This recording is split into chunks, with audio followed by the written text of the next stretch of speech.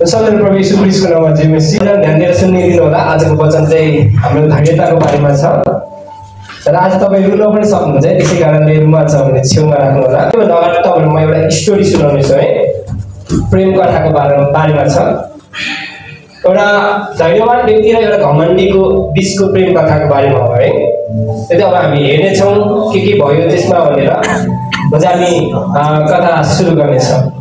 तराईको एउटा केटो थियो, केटो थियो। म त सोध्छु टाइममा हामी केटो भनेर उसलाई भनेर नाम नराख, मैले केटो मात्र भनेको छु। तराईको एउटा केटो थियो र पहाडको एउटा केटी थियो। अनि केटोको चाहिँ घरमा कोही पनि थिएन, बच्चैदेखि चाहिँ उतै बाल आश्रममाथि हुर्केको व्यक्ति थियो है। अनि साथीले चाहिँ उसलाई सुसमाचार सुनाउँदै अनि सानैदेखि चाहिँ उसलाई चल लगेको हुन्छ। अनि त्यो पछि चाहिँ उसले चाहिँ केही मिलेर चाहिँ म चाहिँ 12 कक्षा सकाएर चाहिँ बाइबल कलेज जान्छु भनेर, र तराईबाट चाहिँ उतै काठमाडौँ आयो है, कलङ्की झरेछ। अनि लोकल बसमा चाहिँ उतै बाइबल कलेजको निम्ति चाहिँ लोकल बस समात्यो है। र सबैले पहिलो सिटमै चाहिँ अनि एउटा केटी बसेको थियो। अनि उसले एक सेकेन्ड मात्र देख्यो है, ठ्याक्कै अगाडि बसेर चढ्ने बेला, र अन्तिम सिटमा गएर ऊ बस्यो। अनि उसले के भनेछ नि, परमेश्वर कति राम्रो केटी, एकचोटि फेरि भेटाइदिनु न है। हेरेको हेरेछ है, 2 घन्टाको बाटो छ, ऊ हेरेको हेरेछ, टाइम विशेष गर्दै फेरि हेर्दै। अनि त्यसरी अनि ऊ बाइबल कलेज पुग्छ। अनि बाइबल कलेज पुगेपछि उसले एडमिसन गर्छ। 2 हप्ता उसले पढ्छ एकदम राम्रोसित। आइतबारको दिन फेरि पनि ऊ एकदम मजाले आफ्नो कक्षामा गइरहेको थियो है। अनि यसो हेर्दा त्यो केटी फेरि त्यही हुन्छ क्या। अनि उसको मन त झसङ्ग हुन्छ, केही नसोच्ने गरे। अनि फेरि आफ्नो सिटमा गएर बस्छ। अनि परमेश्वरतिर हेर्छ, परमेश्वर तपाईँ त मेरो सुन्नुभयो, यो केटीलाई त यही ल्याइदिनु भयो, केही छ है परमेश्वर, केटी तपाईँले मेरै निम्ति दिनुभएको क्या हो भनेर सोचेँ है। अनि बिस्तारै बिस्तारै उनीहरूको 4 वर्ष कोर्स सुरु हुन्छ। त बिस्तारै पहिलो वर्ष, दोस्रो वर्ष सकिन्छ है। दोस्रो वर्षमा बिस्तारै बिस्तारै अब त्यत्रो वर्ष भइसक्यो, अब एउटै क्लासमा भइसक्यो, बोलीचाल त सुरु हुन्छ। अनि केटी चाहिँ पनि आएर बोल्ने अनि गफ गर्ने भयो, सामान्य बोलीचाल सुरु भयो। अनि केही समयपछि केटीको मनमा पनि केटापट्टि चाहिँ आकर्षण जाग्छ है। के जाग्छ? आकर्षण जाग्छ। केटी चाहिँ अलिक चञ्चली टाइपको, अलिक घमण्डी टाइपको है। हाम्रो केटा कस्तो छ? सोझ होइन, धैर्यता भएको। उसले 2 वर्ष अगाडि ल्यायो, त्यो पनि उसले अहिलेसम्म भनेको थिएन है। उसले मनमै राखेको थियो त्यो कुरा, परमेश्वर उसलाई मात्र थाहा थियो। तर केटी चाहिँ के थियो, अलिक के चञ्चली टाइपको र अलिक घमण्डी टाइपको। गर्नु पर्ने चाहिँ अहिले भनिदिइहाल्यो भने, के खान्छ अहिले खाइहाल्ने हुन्छ नि। कतिजना हुन्छ कहिले काहीँ केही काम आयो दिमागमा, अहिले गरिहाल्नु, अहिले खाइहाल्ने। त्यो केटीको दिमागमा म भनिहाल्छु केटोलाई। अनि उसले एकान्तमा उसलाई बोलायो केटोलाई है, सबैले ध्यान दिएर सुन्नु होला। एकान्तमा बोलाइसकेपछि चाहिँ केटी चाहिँले भन्छ, म तिमीलाई धेरै प्रेम गर्छु, हामी के रिलेसनसिपमा बस्न सक्छौँ, तिमी मेरो बोयफ्रेन्ड बन्न सक्छ सिधै भन्दैछ अरे क्या है। हेर्ने कहाँ भइरहेछ? बाइबल कलेजमा भइरहेछ। अनि त्यो केटाले चाहिँ उसको मनलाई पनि खुसी त थियो नि त होइन, उसले पनि मन पराउँथ्यो। तर ऊ तलतिर हेऱ्यो है। अनि आँखा पनि आँसु राखेर चाहिँ भने, मलाई क्षमा गरिदिनुहोस्, म परमेश्वरलाई विश्वास गर्ने मान्छे। आज सब संसारी कुराहरू हो। आज यो जुन रिलेसनसिप भन्नुभयो तपाईँले, बोयफ्रेन्ड गर्नुभयो, यो सबै शैतानबाट आएको, सबै संसारको हो। आज परमेश्वरले सिकाउनु भएको हामीले यति मान्छ कि आज एउटा केटा र एउटा केटीको सम्बन्ध भने चाहिँ श्रीमान र श्रीमतीको सम्बन्ध मात्र हुन्छ, अरू सबै चाहिँ शैतानबाट आउँछ। उसको मनमा त त्यो चाहना थियो नि त होइन, उसलाई प्रेम गर्थ्यो, उसले चाहे भयो, उसले एक्सेप्ट पनि गर्न सक्थ्यो। तर उसले यो भन्यो कि म परमेश्वरमा डराउने मान्छे, म बस्न सकेँ, मलाई माफ गरिदिनु होला। तर तपाईँ मलाई साँच्चै प्रेम गर्नुहुन्छ भने मेरो निम्ति कुर्नुहोस्, मेरो निम्ति प्रार्थना गर्नुहोस्, म तपाईँको निम्ति प्रार्थना गर्नेछु। अनि त्यो केटीले कस्तो लाज लाग्यो है, मैले के बुझ्छु, बाहिर गएको परमेश्वर बाचिक मान्छे यस्तो उत्तर आएपछि त अलिकति नराम्रो लाग्छ। त्यो केटीले 2 वर्ष बोल्ने हुन्छ, 4 वर्षको कोर्स 2 वर्ष भइसकेको थियो, बिस्तारै बिस्तारै 2 वर्ष पनि सक्यो है। अनि त्यसपछि सबैजना 2जनै परमेश्वर सेवकाईको निम्ति हिँड्यो, आफ्नो क्षेत्रमा लाग्यो। ऊ तराईमा, ऊ पहाडमा गयो। अनि त्यसपछि के हुन्छ भन्दाखेरि चाहिँ एक समय फेरि पनि परमेश्वरले त्यो केटाको सपनामा गर्दै के भन्छ नि, जा त्यो केटी मैले त तेरो निम्ति दिएको छु। अनि यो आवाज परमेश्वरको आवाज सुनेपछि चाहिँ उसको बुवाको घरमा चाहिँ हात माग्न जान्छ। उसको परिवारमा कोही थिएन, एउटा साथीको बुवाले बाइकमा लिएर चाहिँ अनि उतै गयो है। अनि उसको बुवासँग कुरा गर्यो, अनि दुईजना, अनि बुवाले सुन्नुभयो उसले पनि उसलाई प्रेम गर्नु रहेछ, उसले पनि उसको निम्ति प्रेम गर्नु रहेछ। दुइटै पहिलेदेखि 2 वर्ष अगाडि प्रार्थना गर्दै आएको रहेछ भनेर चाहिँ अनि उनीहरूको चाहिँ प्रेम के विवाह चाहिँ गरिदिनुहुन्छ। कथाको सुरुवात अब हुन्छ है। अब विवाह पनि भयो, अनि समय बित्दै जान्छ। केटी कस्तो थियो? चञ्चली घमण्डी टाइपको। केटा कस्तो थियो हाम्रो? धैर्यता भएको, धैर्यवान भनौँ है। अब दुइटै एउटै घरमा बसेपछि कस्तो हुन्छ है, अब हामी हेर्नेछौँ। सुरुमा सबै ठिकै थियो है। अनि हाम्रो केटो अब के भयो? श्रीमान भयो। अब हामी श्रीमान भनेर सम्बोधन गर्नेछौँ र केटी चाहिँ श्रीमती भनेर हामी सम्बोधन गर्नेछौँ है। अब श्रीमान चाहिँ एकदम नम्र मान्छे, धेरै आफ्नो साथीहरू नबनाउने क्या, आफ्नो कामदेखि काम जाने, काम गर्ने, फेरि परमेश्वरको काम गर्ने, फेरि आफ्नो ड्युटीमा जाने, यति मात्र उसको। तर केटी चाहिँ साथीहरू बनाउने, घुम्न जाने एकदम। केटी हाम्रो महिलाले हाउसवाइफ हुनुहुन्थ्यो है। अनि साथीले फोन गर्ने बित्तिकै ऊ पनि घुम्न जाने हेर्छ। अब तपाईँलाई थाहै छ, दुईजना साथीहरू, दुईजना महिला भेटेपछि कुरा के हुन्छ? दुईवटा, एउटा पैसाको एउटा कपडाको। उनीहरू सबैजना थाहै छ है, दुईवटा कुरा हुन्छ नि त, एउटा पैसाको एउटा कपडाको। अनि केटो हाम्रो श्रीमान चाहिँ एकदम काम ज्यामी काम गरेर थाकेर आउँदै हुनुहुन्थ्यो है। अनि त्यो पछि चाहिँ घरमा भोकले आउँदाखेरि चाहिँ अनि श्रीमती चाहिँ बाहिर खाएर आएको हुन्छ क्या, खानेकुरा खाना साथीको पनि खाएर आएको हुन्छ र श्रीमानको निम्ति ढेँडो बनाइदिएको हुन्छ। के ढेँडो? अनि उसलाई पकाउन त राम्रोसित आउँदैन, त्यो पनि पकाएछ। त्यो ढेँडो फेरि कस्तो भने एकदम साह्रो बनाइदिएछ क्या, ढुङ्गा जस्तै। तरेको मान्छेहरूले फेरि पर्दैन ढेँडो, हामी पनि कहिले खाएको छैन है। फेरि ढेँडो छाम्न एकदम साह्रो। अनि श्रीमान आएर अनि के पाकेछ नि यसो हेर्दाखेरि ढेँडो मात्र थियो, ढेँडो र दाल पनि फेरि कालो। श्रीमानको पेटमा पुरै भोक लागिरहेछ अनि यसो छ, आज खानामा यही हो। श्रीमतीले त अलि रिस उठ्यो भित्रभित्र, साथीहरूको लुगाहरू देखेर, साथीहरूसँग भएको पैसा देखेर अलिकति रिस उठ्छ। मेरो श्रीमानले मेरो निम्ति केही गर्दैन, मेरो साथीको यति पैसा धन सम्पत्ति छ भने उसको मनमा आउँछ होइन, खाने भाइ खा न त सुत्छु 70 मोमो गरेर थालेछ। हाम्रो श्रीमान कस्तो हुनुहुन्छ? धैर्यवान हुनुहुन्छ। अनि केही बोल्नु भएन, 70 मोमो गरे पनि श्रीमतीले चुपचाप यसो हेरेछ, ढिँडो त खान सक्दिनँ। एउटा बिस्कुट ल्याएर अब पानीमा चुपेर हाल्छ, त्यही पसलबाट 10 रुपियाँ बिस्कुट किनेर ल्याएर चाहिँ पानीमा चुपेर खाएर चाहिँ सुत्छ। यतिकै कटाकै रोकिँदैन क्या। केही समयपछि धेरै अनि के महिला हाम्रो श्रीमतीले साथीहरूसँग अझै क्लोज हुँदै जानुभयो र उसको मनमा चाहिँ लालसाहरू आउन थाल्यो क्या। ओहो उसको बुढाले कस्तो राम्रो किनिदिएको, मेरो बुढाले त कमाउँदैन मेरो निम्ति, मलाई केही पनि किनिदिँदैन, मलाई राम्रो खान पनि दिँदैन। श्रीमतीको जीवनमा चाहिँ शैतानले यो हालिदिन्छ है।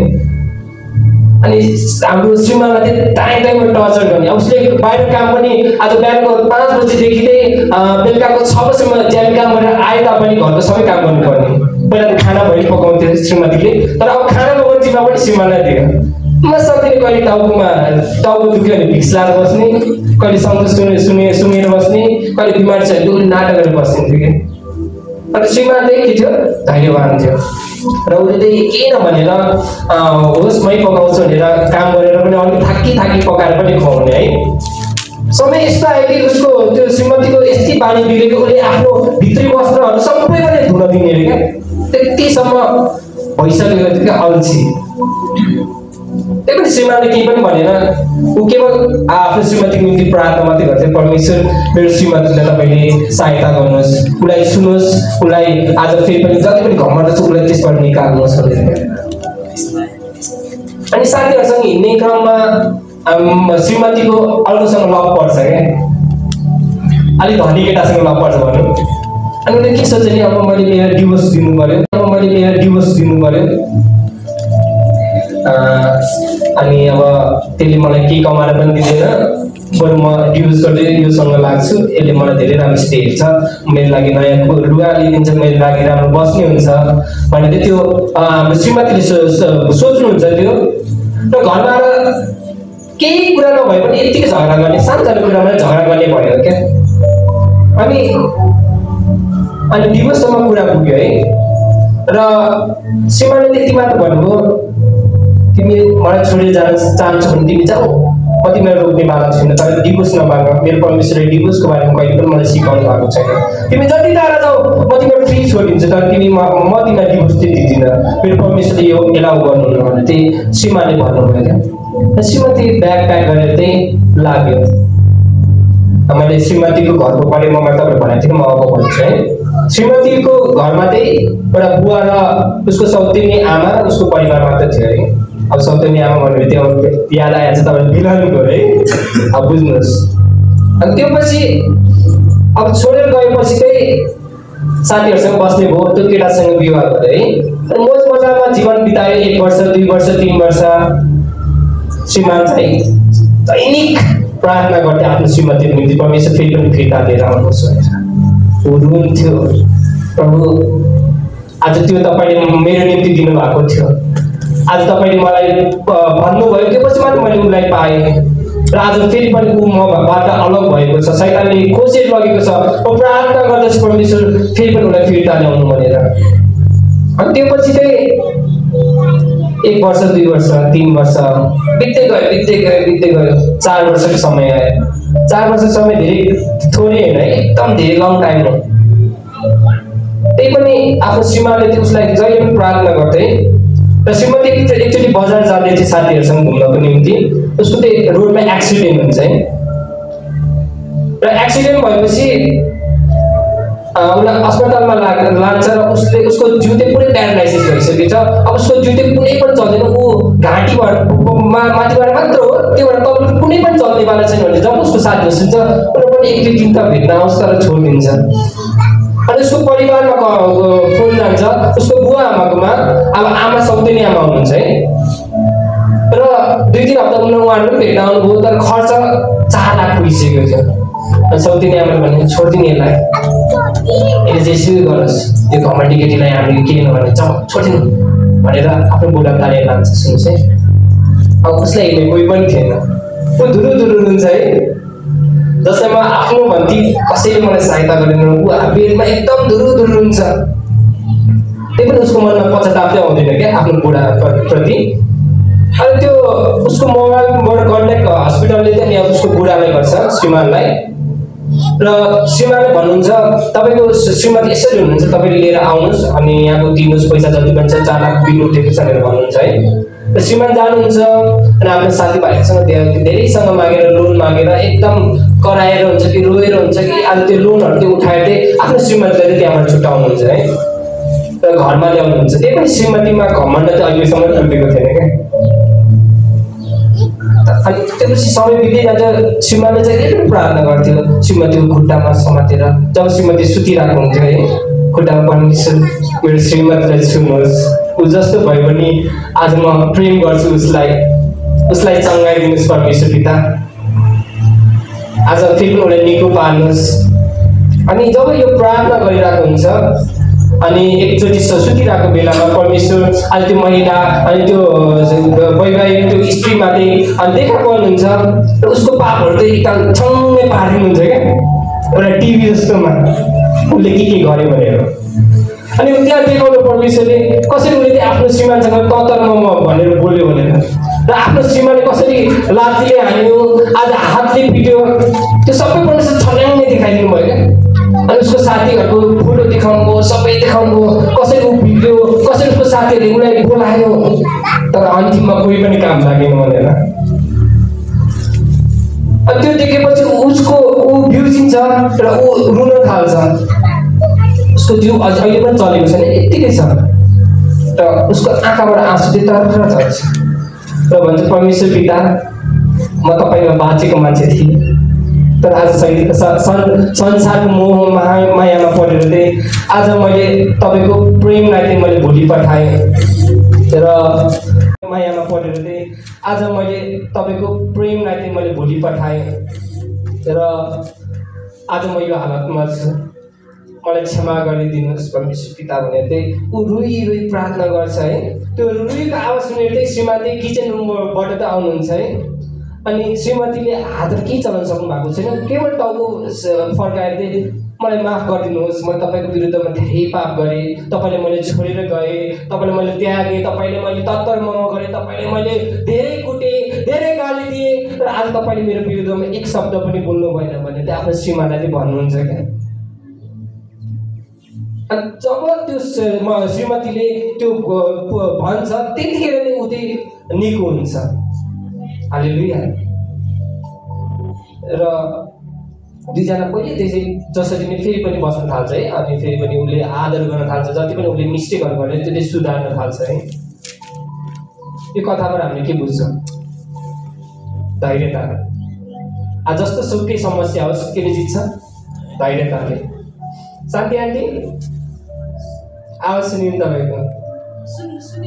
ल एकदम अलिक चर्कोसुली मलाई भन्नु होला है। जब तपाईँ पहिलोपटक चर्चमा जानुहुन्थ्यो, तपाईँले परमेश्वर हुनुहुन्छ भनेर विश्वास गर्नुभयो, अङ्कलको निम्ति कति वर्ष प्रार्थना गर्नु आँसु बगाएर कि उहाँ फेरि पनि आउन सकेको भनेर? 3.5 वर्ष। कति दिन लगभग सबै मिलाएर कति दिन फास्टिङ बस्नुभयो होला?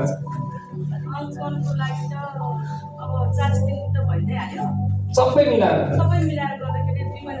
2 महिना जति बस्नुभयो। कतिचोटि आँसु बगाउनु भयो? कति हो? निता भाउजू कहाँ हुनुहुन्छ? यहाँ हुनुहुन्छ। अब निता भाउजूको पालो है। हाम्रो दाइको निम्ति कति वर्ष प्रार्थना गर्नुभयो? 7 वर्ष। कम हो? हो रे 7 वर्ष कम होइन। हाम्रो गुरुआमा कता हुनुहुन्छ? यता हुनुहुन्छ है। गुरुबाको बारेमा सोध्न लाग्यो होइन मैले, हिसाब चर्चको बारेमा सोध्दैछु है। 10 वर्ष अगाडि आज एउटा अगमवक्ता आएर चाहिँ उहाँलाई के भने त्यो तँलाई त्यही परमेश्वर आफ्नै भवन आफ्नै मण्डल दिँदै हुनुहुन्छ भनेर। त्यसको कति वर्षपछि पुरा गर्नु परमेश्वरले? 2-3 वर्षपछि। धैर्यता। आज हामी धैर्यताको बारेमा सिक्दैछौँ है। आज धैर्यता चाहिँ हाम्रो जीवनमा एकदम आवश्यकता छ, किनकि यो धैर्यताले नै हामीले परमेश्वरको सफलताको बाटोमा लानुहुन्छ क्या। आज यो कथा मैले एउटा श्रीमान श्रीमतीको होइन, तपाईँ र परमेश्वरको बिचको चाहिँ देखाएको हो। परमेश्वरले हाम्रो निम्ति चाहिँ कति धैर्य गर्नुहुन्छ भनेर क्या। आज हामी जति पनि पापमा छिरौँ, समयमा गल्ती गरौँ, आज परमेश्वर त्यहाँ गयो, परमेश्वरको नजिक आऊ, तर परमेश्वर हाम्रो निम्ति हरेक समय चाहिँ धैर्यवान हुनुहुन्छ। हालेलुया।